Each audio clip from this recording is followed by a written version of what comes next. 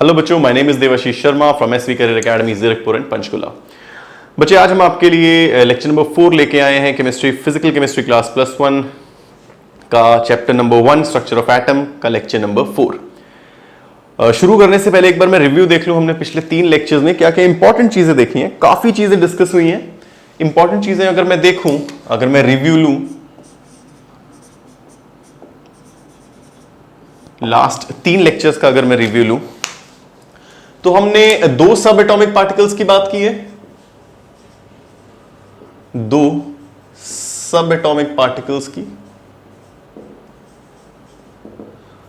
हमने इलेक्ट्रॉन की अच्छे से बात की। हमने प्रोटॉन की बात की। इलेक्ट्रॉन लिखूं चाहे मैं कैथोड रे पार्टिकल लिखूं, प्रोटॉन को मैं एनोड रे नहीं लिख सकता। इसका रीजन आपको अच्छे से पता होगा अगर आपने पिछले लेक्चर्स पढ़ रखे हैं। अगर मैं मॉडल्स की बात करूं तो हम अभी तक 3 मॉडल्स पढ़ चुके हैं। सबसे पहले हमने किया था डाल्टन्स मॉडल, फिर हम आए थे थॉमसन मॉडल पे,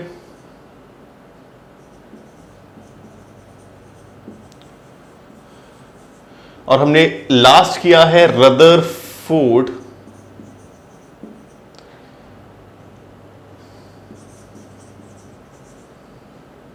मॉडल, और हमने देखा तीनों फेल कर गए थे कुछ कुछ कमियों के कारण। डाल्टन्स में तो हालांकि बहुत कमियां थी। जे थॉमसन को अपने मॉडल के लिए, जिसको प्लम पुडिंग मॉडल या वाटरमेलन मॉडल भी बोल रहे थे, उसके लिए नोबेल प्राइज भी मिला था। जे थॉमसन ने काफी सुधारा था, रदरफोर्ड ने काफी सुधारा था जे थॉमसन के मॉडल को, but yet it failed on 2 criterias. वो आपको याद होंगे, हाइड्रोजन स्पेक्ट्रम और थॉमसन्स मैक्सवेल की equations regarding accelerated charge particles. इतनी चीजें हम कर चुके हैं। और याद रखना, अभी तक न्यूट्रॉन की डिस्कवरी नहीं हुई थी। अभी तक हमने 2 सब एटॉमिक पार्टिकल्स की बात की है, इलेक्ट्रॉन्स और प्रोटॉन्स। तो आज का लेक्चर शुरू करते हैं। थोड़ा सा न्यूट्रॉन के बारे में जानते हैं। किसने ढूंढा, कैसे ढूंढा, और क्या सोच थी कि यार एक और सब एटॉमिक पार्टिकल एटलीस्ट होना चाहिए। क्यों इस पे सोचने पे मजबूर हुए लोग, चलो देखते हैं। अच्छा, हेडिंग डाल देंगे न्यूट्रॉन। इस न्यूट्रॉन का नाम न्यूट्रॉन इसलिए पड़ा बिकॉज ये जो पार्टिकल डिस्कवर किया गया, it was neutral, it had no charge. It was neutral, it had no charge. It had no charge. Location कहां थी? न्यूक्लियस के अंदर था। It was inside nucleus.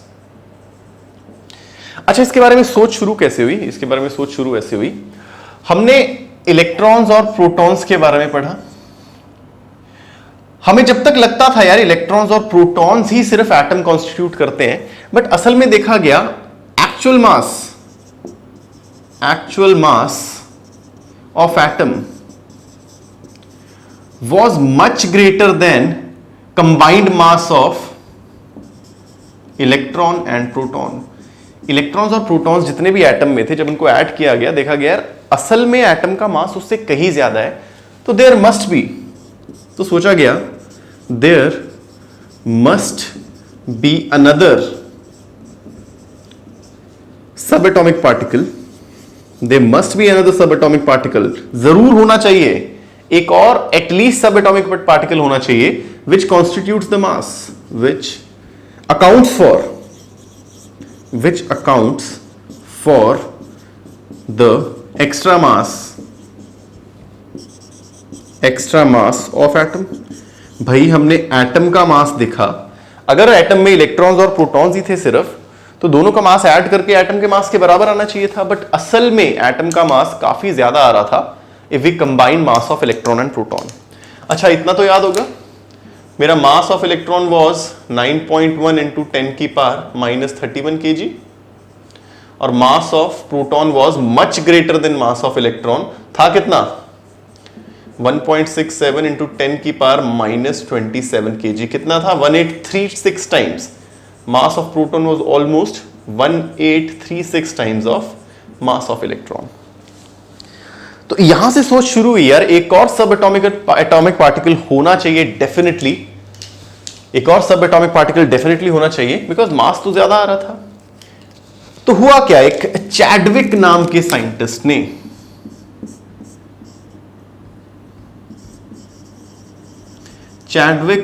Scientist ने एक एक्सपेरिमेंट किया।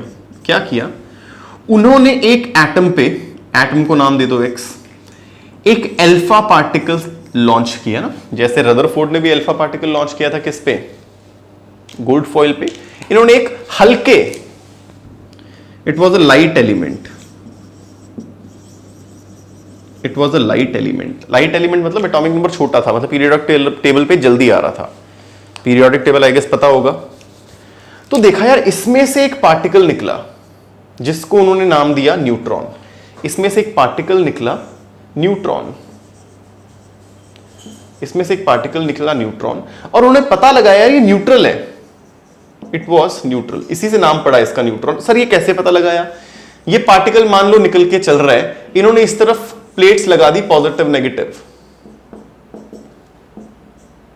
एक प्लेट लगा दी दोनों साइड पॉजिटिव और नेगेटिव। देखा गया ये particle was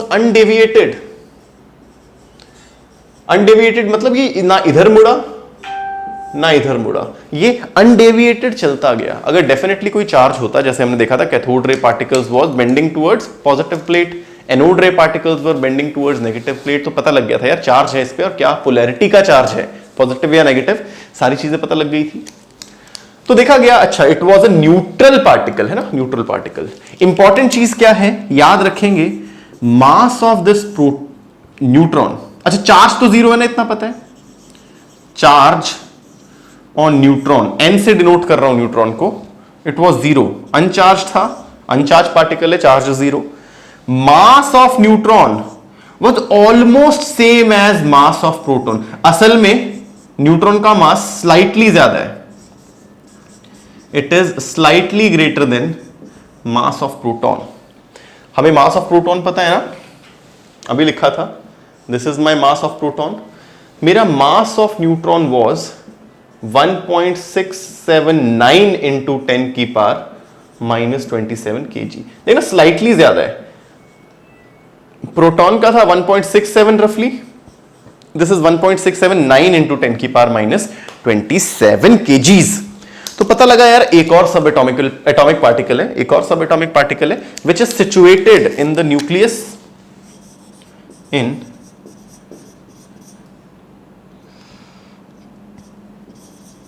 nucleus along with protons, protons के साथ होते हैं, बताया गया प्रोटॉन्स के साथ एक और सब एटॉमिक पार्टिकल है। जितना डेंस मेरा न्यूक्लियस होना चाहिए था, सिर्फ प्रोटॉन्स होते तो उतना नहीं होता डेंस, मतलब ये रहा न्यूक्लियस, अगर इसके अंदर सिर्फ प्रोटॉन्स भरे होते तो कम डेंसिटी होती, इसके अंदर और कोई चीज भर दूं तो डेंसिटी ज्यादा हो जाती।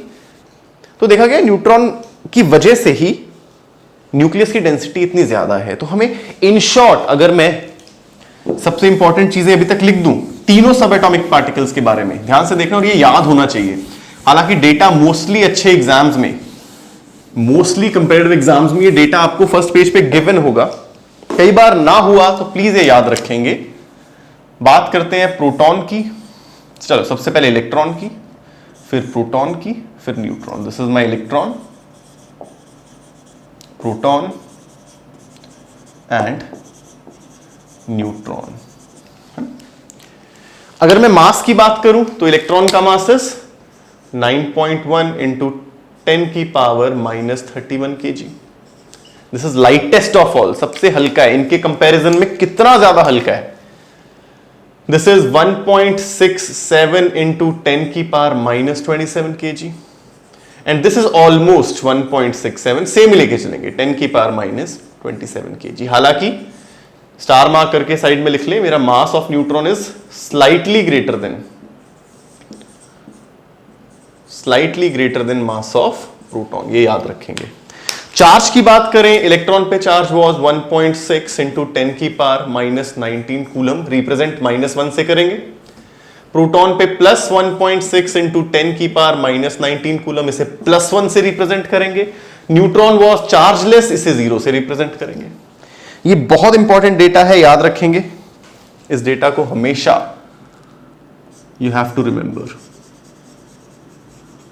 You need to remember this data always, हमेशा आपने इसे याद रखना है, बहुत काम आने वाला है आगे चल के। चलो जब इतनी नॉलेज ना हमें मिल गई, जब ये सारी बातें हमने कर ली, अब एटम से रिलेटेड कुछ टर्म्स की बातें करते हैं, बहुत इंपॉर्टेंट टर्म्स। बोर का मॉडल पढ़ने से पहले इन टर्म्स का क्लियर होना बहुत जरूरी है। सबसे इंपॉर्टेंट मॉडल आपके लिए बोर्स एटॉमिक मॉडल है।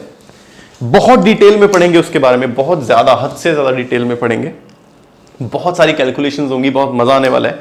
बट उससे पहले बहुत खास टॉपिक और बहुत इंपॉर्टेंट टॉपिक, हेडिंग डालेंगे एटॉमिक टर्म्स या terms related to atom. Atomic terms बोल लो या these are the terms related to atom. एक एटम से रिलेटेड कुछ टर्म्स की बात करेंगे। Number 1, atomic number.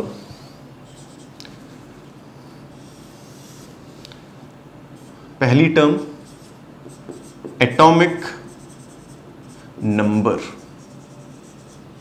Atomic number, इसे मैं कैपिटल Z से डिनोट करता हूं। कैपिटल Z से डिनोट कर रहा हूं किसी भी एटम का या किसी भी एलिमेंट का एटॉमिक नंबर। ये है क्या? अच्छा, सबसे पहले ये रिप्रेजेंट क्या कर रहा है? दिस रिप्रेजेंट्स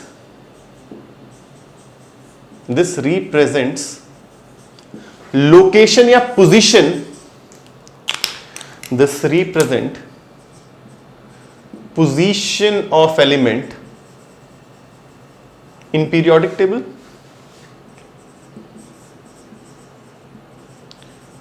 पीरियोडिक टेबल में मेरे किसी एलिमेंट की लोकेशन क्या है यार, कैसे पता लगता है? एटॉमिक नंबर से आप करते हो, hydrogen, helium, lithium, beryllium, boron, carbon, nitrogen, oxygen, fluorine and so on. याद किया होता है कई बच्चों ने, ह ही ली बी ब क न ओ फ नी ना मगल सी प स क लार क का सक्टी व कर मन फीकू नीकू जंगागी, पूरा रटा होता है। तो वो जो पोजीशन है, पहले hydrogen, helium, lithium, beryllium, boron, carbon, nitrogen, oxygen, fluorine, ये सब क्या है? ये एटॉमिक नंबर्स हैं। ये पोजीशन बता रहे हैं किसी भी एलिमेंट की ऑन पीरियोडिक टेबल। चौथे पे कौन है, पांचवें में कौन है, वो चौथा, पांचवा, छठा, वो position is nothing but atomic number. और ये असल में है क्या? It is number of protons in the atom. अच्छा, अब जनरली क्या होता है, किसी न्यूट्रल एटम में, स्टार मार्क करके लिख लेंगे इसे, किसी न्यूट्रल एटम में हमें पता है number of protons is equal to number of electrons. तो सर इसे ये भी बोल सकते थे कि it is number of protons या फिर नंबर ऑफ इलेक्ट्रॉन्स और number of electrons in the atom. But ये वैलिड किसके लिए? सिर्फ एक न्यूट्रल एटम के लिए। अगर मान लो न्यूट्रल एटम नहीं है, चार्ज एटम है। चार्ज एटम कब आया? जब एक्स्ट्रा इलेक्ट्रॉन आए या इलेक्ट्रॉन गए। तो इलेक्ट्रॉन तो आ जा सकते हैं, तो आसानी के लिए हमने क्या बोल दिया है, प्रोटॉन्स गिन लो। प्रोटॉन्स तो फिक्स है ना न्यूक्लियस में, तो it is nothing, it is number of protons. This is always valid. हमेशा आप ऐसे ही कर लो, it is equal to number of protons in the atom. Atom के न्यूक्लियस में कितने प्रोटॉन्स है, that is my atomic number. अगर न्यूट्रल है तो चाहे इलेक्ट्रॉन्स गिन लो चाहे प्रोटॉन्स, बराबर ही होने वाले, बिकॉज न्यूट्रल एटम में number of protons are equal to number of electrons, right. Represent कर रहे हैं Z से। तो तीन चीजें देखी, ये इसकी लोकेशन बता रहे हैं in the periodic table, actually it is number of protons in the atom. और अगर न्यूट्रल एटम की बात हो रही है तो चाहे नंबर ऑफ प्रोटॉन्स गिनो चाहे नंबर ऑफ इलेक्ट्रॉन्स गिनो, चाहे नंबर ऑफ प्रोटॉन्स गिनो चाहे नंबर ऑफ इलेक्ट्रॉन्स गिनो, it is one and the same thing. एक ही चीज है, कोई फर्क नहीं है। आगे चले, चलो मास नंबर की बात करते हैं। बहुत सारी टर्म्स हम करेंगे। मास नंबर, इसे मैं कैपिटल A से डिनोट कर रहा हूं, किसी भी एटम का मास नंबर। अच्छा, बोला जाता है क्या, it is sum of protons and neutrons. किसी भी एटम में प्रोटॉन्स और न्यूट्रॉन्स का सम कर दो, यानी it should be equal to P plus N। Atomic mass number, mass number, mass नहीं, मास का नंबर, ये मास नहीं है। मास तो कैसे निकलेगा, इन दोनों का सम कर दिया, मान लो मास नंबर आया, मान लो 6 प्रोटॉन 6 न्यूट्रॉन, तो 12 होगा मास नंबर। उसका मास असल में कैसे निकलेगा, हमें पता है एक प्रोटॉन या एक न्यूट्रॉन का मास इज 1.67 10 की पावर -27 kg। 12 टोटल हुए तो 12 से उसे मल्टीप्लाई कर देंगे 1.67 10^27 को, तो मेरे पास असल मास आएगा। ये मास नहीं है, ये मास नंबर है, which is sum of protons and neutrons, sum of protons and neutrons. Sir इसे क्यों लिया मास नंबर में? बिकॉज मास ऑफ प्रोटॉन और mass of neutron is much greater than mass of electron. Electron का mass तो इसके आगे ठहर ही नहीं रहा, तो जब मास नंबर निकालते हैं तो इलेक्ट्रॉन के मास को नहीं ले रहे ना, इलेक्ट्रॉन्स को नहीं गिन रहे। अगर मुझे बोला यार इस थैली में 10 तरबूज हैं, मान लो मेरे पास एक थैली है, उसमें 10 बड़े बड़े तरबूज हैं, 10 बड़ी बड़ी लौकियां हैं और 10 अंगूर हैं, तो कोई बोले यार मास क्या है, तो मैं सिर्फ लौकी और तरबूज का मास लेके ऐड कर दूंगा, अंगूर का तो कुछ होना ही नहीं है। मान लो 10 किलो तरबूज थे, 10 किलो लौकी थी और 200 ग्राम अंगूर थे, तो अंगूर का मास लेने का कोई फायदा ही नहीं है, इसलिए उसे निगलेक्ट कर रहे हैं। सिमिलरली यहां इलेक्ट्रॉन के मास को निगलेक्ट कर रहे हैं, इलेक्ट्रॉन्स को छोड़ दो। मास नंबर प्रोटॉन्स और न्यूट्रॉन्स बिकॉज हैवी हैं, इसके कंपैरिजन में बहुत हैवी है, तो सिर्फ इसी को लेके मेरा मास नंबर आ गया, इसी को लेके मेरा मास नंबर आ गया, राइट। और किसी ने बोला मास क्या होगा, किसी ने बोला अच्छा मास क्या है इस एटम का, तो mass number into 1.6 into 10⁻⁻27 kg। हमें पता है एक प्रोटॉन या न्यूट्रॉन का मास इतना है, और अगर टोटल प्रोटॉन्स और न्यूट्रॉन्स इतने हैं ए, तो उसको अगर मैं 1.67 इंटू 10⁻⁻27 से मल्टीप्लाई करूं तो मुझे टोटल मास ऑफ एटम मिल जाएगा, मुझे टोटल मास ऑफ एटम मिल जाएगा मास नंबर को इस वैल्यू से मल्टीप्लाई करके, राइट। चलो दो चीजें अभी तक देखी, एटॉमिक नंबर, मास नंबर। तो याद रखना हर एटम को स्टार मार्क करके, एवरी एटम या every element is represented as, मैंने कोई एलिमेंट लिखा, मान लो एलिमेंट है एक्स, पैरों में उसका एटॉमिक नंबर, सर पे उसका mass number. For example helium, मैं लिखूंगा helium atomic number 2 mass number 4, oxygen atomic number 8 mass number 16, nitrogen atomic number 7 mass number 14 and so on. This is representation of any element. कैसे?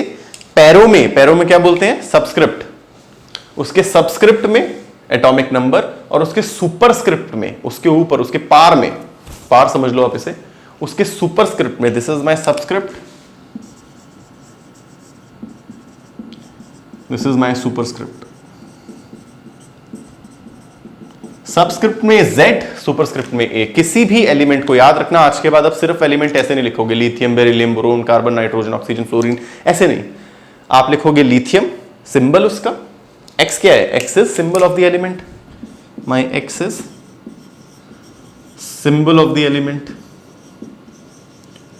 और उसके साथ पैरों में एटॉमिक नंबर और sir पे मास नंबर हमेशा लिखना है। आज के बाद रिप्रेजेंटेशन ऐसे ही देनी है, ठीक है।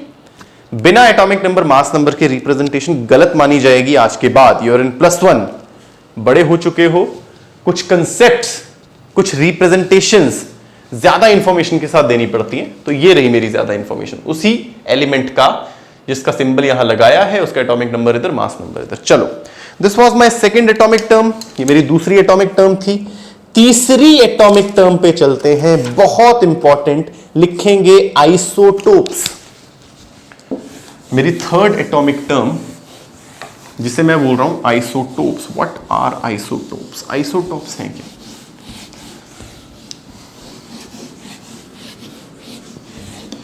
तीसरी एटॉमिक टर्म पे जा रहे हैं और उसको नाम दे रहे हैं आइसोटोप्स, ठीक है। चलो, आइसोटोप्स बोला जा रहा है सेम एलिमेंट्स हैविंग, मेरे पास एलिमेंट है कोई, same elements having same atomic number but different mass number. बोल रहा है एक ही एलिमेंट के अलग अलग रूप, एक ही एलिमेंट के अलग अलग रूप, एटॉमिक नंबर तो सेम हो, मास नंबर डिफरेंट हो। फॉर एग्जांपल हाइड्रोजन के 3 आइसोटोप है, H11, H12, H13, hydrogen, deuterium, tritium. सभी का एटॉमिक नंबर 1 है। एटॉमिक नंबर सबका क्या है? Z सबका है 1, बट मास नंबर देखो सबका अलग है 1 2 3। सर एटॉमिक नंबर सेम हो और मास नंबर अलग हो, इसका मतलब क्या है यार? देखो एटॉमिक नंबर क्या था? Number of protons. Mass number क्या था? Number of protons plus neutrons, है ना? ये सेम है यानी सभी के प्रोटॉन सेम है, नंबर ऑफ प्रोटॉन्स सेम है, सभी के नंबर ऑफ प्रोटॉन्स सेम है, बट सभी के number of neutrons are different. Number of neutrons are different. देखो ना, अगर मैं यहां से लिखूं तो मेरा नंबर ऑफ न्यूट्रॉन कैसे निकालूंगा? मास number minus number of protons, और नंबर ऑफ प्रोटॉन्स क्या होते हैं? Atomic number. तो प्लीज इसे याद करेंगे, number of neutrons n is equal to number of neutrons कैसे निकालेंगे? एटॉमिक नंबर, और p इक्वल्स टू z है माइनस मास नंबर। इस फॉर्मूले को याद रखेंगे, number of neutrons is always mass number minus atomic number, mass number minus atomic number, a minus p तो z के इक्वल है, mass number minus atomic number. तो अगर मैं इधर लिखूं ड्यूटेरियम में नंबर ऑफ न्यूट्रॉन्स कितने हैं? 2 माइनस 1 1, यहां पर 3 माइनस 1 2, और हाइड्रोजन में हमें पता है कोई नहीं होता, हाइड्रोजन में न्यूट्रॉन एब्सेंट है 0। यानी अगर सेम एलिमेंट में नंबर ऑफ न्यूट्रॉन डिफर कर जाएं, नंबर ऑफ न्यूट्रॉन डिफर कर जाएं, तो उसको मैं बोलूंगा they are isotope of same element. Same element के डिफरेंट फॉर्म्स, सेम एलिमेंट के डिफरेंट फॉर्म्स, सेम एलिमेंट के different forms having same number of protons but different neutron. Neutron के बदलने से क्या हुआ? मास नंबर बदल गया। तो same atomic number but different mass number are known as isotope. और कोई एग्जांपल है? और ऑक्सीजन का भी होता है, एग्जांपल याद रखेंगे। ऑक्सीजन 8 16 होता है, ऑक्सीजन 8 17 होता है, ऑक्सीजन 8 18 होता है। सभी का atomic number 8, mass number 16 17 18।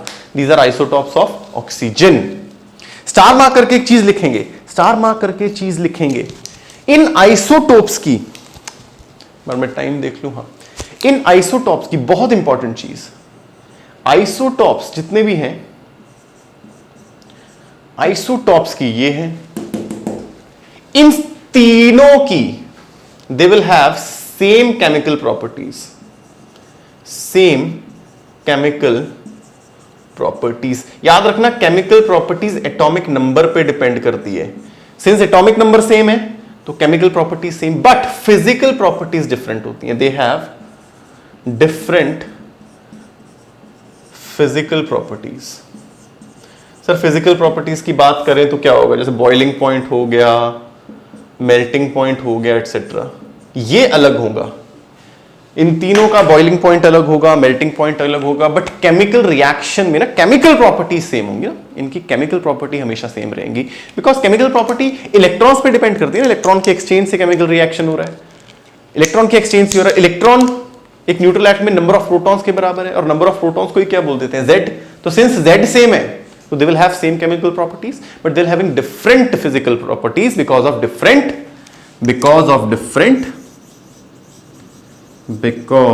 Of different mass number. Mass number अलग होने के कारण दे have different physical property, appearance, melting point, boiling point and so on, right. एक और स्टेप आगे चलते हैं, एक और एटॉमिक टर्म की बात करते हैं। मैं इस आइसोटोप की कहानी खत्म करूं, लिखेंगे isobars. Isobars, what are isobars? एक और एटॉमिक टर्म आई है जिसको मैं बोल रहा हूं आइसोबार्स। आइसोबार्स। अब ये थोड़ा उल्टा बोल रहा है, क्या बोल रहा है? Different elements. आइसोटॉप्स क्या थे? सेम एलिमेंट के डिफरेंट रूप। ये बोल रहे different elements having same mass number. Mass number अलग अलग एलिमेंट्स का सेम हो जाए। फॉर एग्जाम्पल कैल्शियम 2040, कैल्शियम का एटॉमिक नंबर 20, मास नंबर 40, और आर्गन 1840, आर्गन 1840। सर अगर आर्गन का देखो, अगर आप बोल रहे हो एटॉमिक नंबर 18 है तो 36 होना चाहिए था मास नंबर। अरे उसका कोई आइसोटॉप है, न्यूट्रॉन ज्यादा होंगे। तो इन दोनों में देखा, दोनों का एटॉमिक मास नंबर सेम था, दोनों का मास नंबर सेम है। और डेफिनेटली Z डिफरेंट है, Z तो डिफरेंट होना ही चाहिए अगर अलग अलग एलिमेंट है तो। Z सेम हो गया मतलब एलिमेंट ही सेम है ना, आइसोटोप्स हैं यानी उसके। तो atomic mass number same, Z is different, तो इनको मैं बोलूंगा these are isobars, these are isobar. और इसमें सब कुछ डिफरेंट होगा, they have different number of protons, electrons, neutrons. खुद देखो ना यार, ये अलग है तो नंबर ऑफ प्रोटॉन्स अलग है, Z is number of protons, अगर ये अलग है तो नंबर ऑफ प्रोटॉन्स अलग। Number of protons is equal to number of electrons, that means number of electrons भी अलग, इसमें 18 इसमें 20। नंबर ऑफ न्यूट्रॉन्स क्या होता है, A माइनस Z, इसमें 40 माइनस 20, 20, इसमें 40 माइनस 18, 22। तो सब कुछ ही अलग है।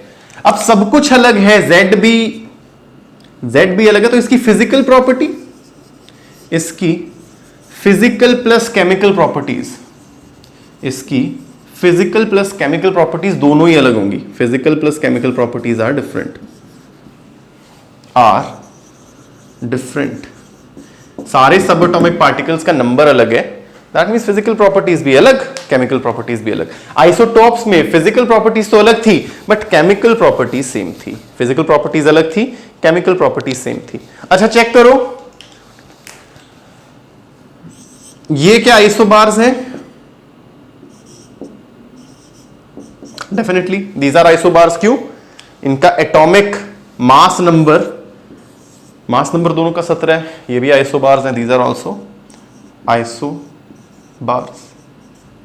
चलो आइसोबार्स।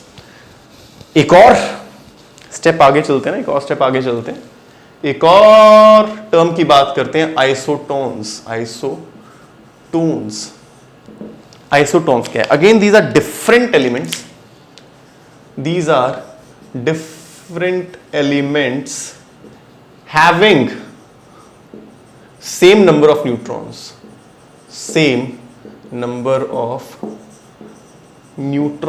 अलग अलग एलिमेंट जिनमें नंबर ऑफ न्यूट्रॉन सेम आए। और नंबर ऑफ न्यूट्रॉन्स क्या होते हैं? A minus Z। For example number of neutrons क्या होते हैं? A minus Z। For example nitrogen oxygen 7, 17, 8, 18। Nitrogen 7, 17 और ऑक्सीजन 8, 18। इसमें अगर मैं नंबर ऑफ न्यूट्रॉन्स निकालूं तो कैसे निकलेगा? A minus Z, 17 minus 7। इसमें निकालूं तो नंबर ऑफ न्यूट्रॉन्स कैसे निकलेंगे? 18 माइनस 8। यहां भी 10 न्यूट्रॉन्स, यहां भी न्यूट्रॉन्स 10। तो these are known as isotones. These are isotones. Isotones are the different elements having same number of neutrons. अगर मैं इसके साथ ये भी लिख दूं फ्लोरीन 919, तो इसमें भी अगर मैं n निकालूं इट विल बी 19 माइनस 9, तो क्या हो जाएगा? It is also 10। तो ये आपस में क्या हो गए? ये तीनों आपस में क्या हो गए? These are isotones. ये तीनों आपस में क्या हुए? These are isotones। तो ये एक और एटॉमिक टर्म थी, इंपॉर्टेंट थी, आइसोटोन्स। तो अभी तक 3, 4, 5 एटॉमिक टर्म्स की है। Atomic number, mass number, isotones, isobars और आइसोटोप्स। अभी तक हमने इसकी बातें की हैं। एक स्टेप और आगे चलते हैं। Let's move on to next step. लिखेंगे आइसो इलेक्ट्रॉनिक्स। इसका नाम सुनते ही आपको पता लग रहा होगा, having same number of electrons. अब खुद देखो, मान लो मैं बोल रहा हूं नाइट्रोजन, और मैं बोल दूं या फिर मैं बोलूं